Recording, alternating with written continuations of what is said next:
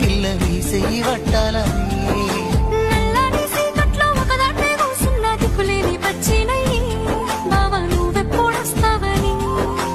ఏలైపోతుండే పిల్ల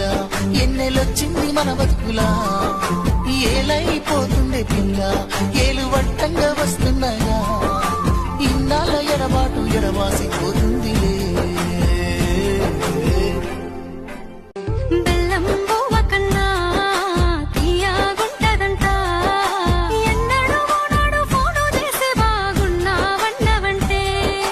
ఏడాది ఎండల్లో ఉంటేనై మోస్తున్నా నా బతుకు కష్టాలని పిల్ల వీసెయ్యి వట్టాలని